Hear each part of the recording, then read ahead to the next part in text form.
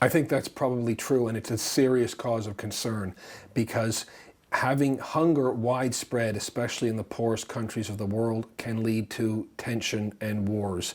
We saw it with the Arab Spring in the 2014. That was partially due to a famine that took place, a drought in that region.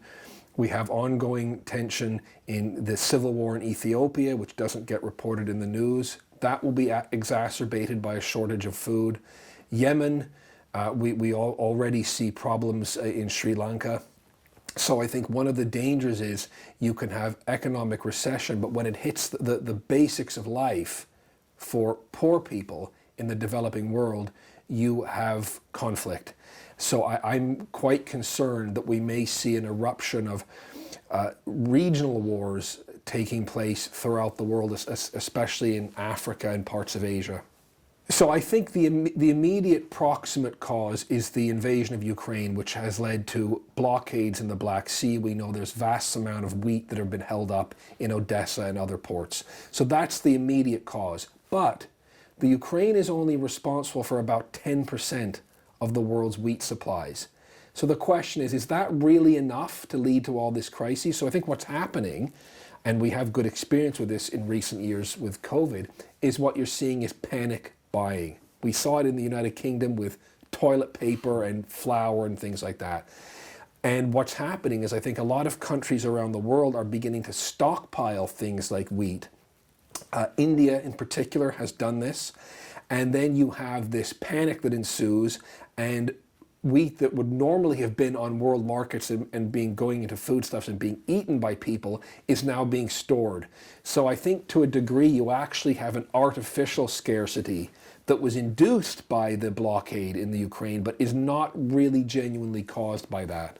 The blockade is wrong, it's harmful, but as Medvedev pointed out, the sanctions have been imposed on Russia. What is Russia expected to do? If it's had sanctions imposed on it, then presumably it needs to safeguard its own sources of things like wheat. So I think to a degree it was inevitable that Russia was going to restrict the outflow of things like products like wheat and so on from its borders.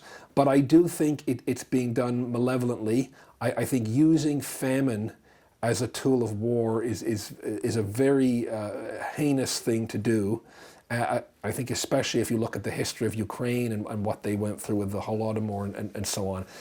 But I don't know that maybe the West should be that surprised that that's a tactic that Russia has used. Part of the crisis, I think, predated the war in Ukraine. And I think it was partially as a consequence of the pandemic responses. And I think what you had is these massive inflationary pressures because of the lockdowns. So I think even if there was complete peace in Ukraine, we would still be seeing serious problems because the prices of all things, including commodities, would have gone up. What the blockade, the restriction of the supply chains in the Black Sea has done is it has exacerbated a pre-existing problem. And I think because the war is front and central in the minds of people, we tend to assume that that's the cause. The lockdowns now are coming up on 2 years ago, and a lot of people have maybe forgotten to a degree what happened then.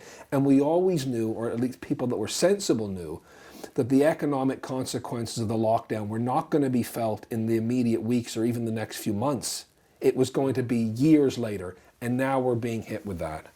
So I think there's two immediate, well, it's probably three. The first one obviously is alternative sources. So places like Canada that would boost its wheat production to satisfy world demand. And I think to a degree that's probably taking place. And if you look at Canada's historic wheat supply from the sort of Arctic port of Churchill, I think that could be beefed up over the summer.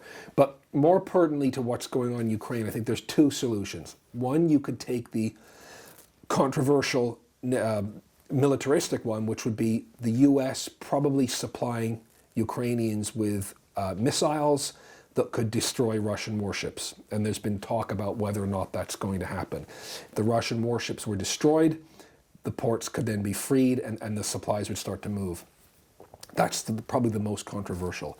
The second one, less controversial, but I would imagine infinitely more expensive, is to try to have the supplies delivered by rail into Eastern Europe.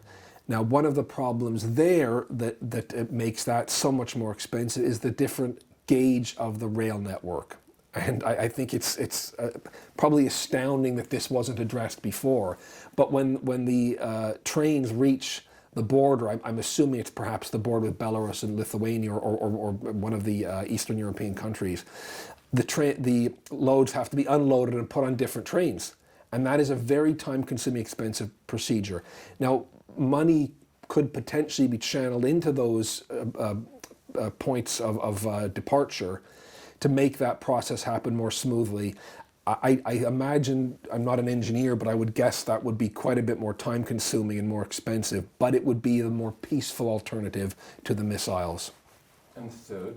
Well, the third was beefing up the supplies from other countries. I mentioned Canada, I think being the obvious one, the supply of things like wheat and oil. The other one is Indonesia, which unfortunately Indonesia has been stockpiling their various cooking oils.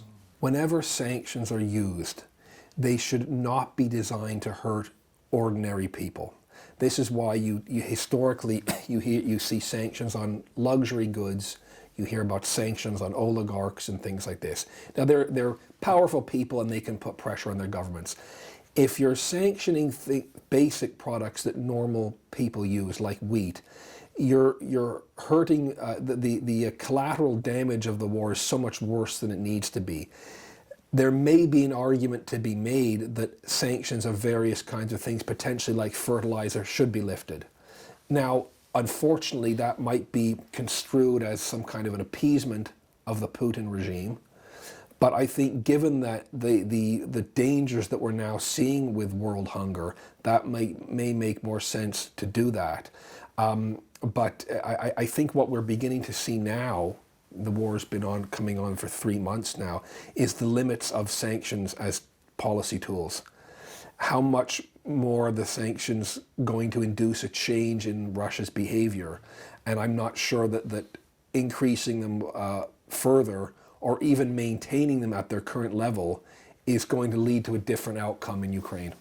I think it could get bad. I think the situation could become quite serious. Look at all of the unstable areas in the world where there were already tensions. And throughout history, we know that as soon as you introduce scarcity of an essential resource, whether it's land, water, food, you have conflicts being exaggerated, becoming so much worse. So the Middle East, Congo, the North Africa, the Arab world, and in Sri Lanka, you have extreme poverty, but you also have regional tensions going on there.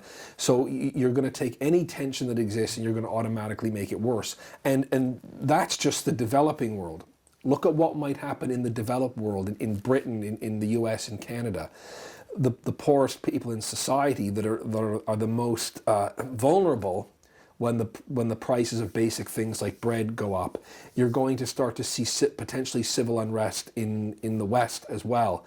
And that, again, is exacerbated by inflation. So it's almost, I know this is a term that's overused, but it's almost a perfect storm, really, in that case that's brewing.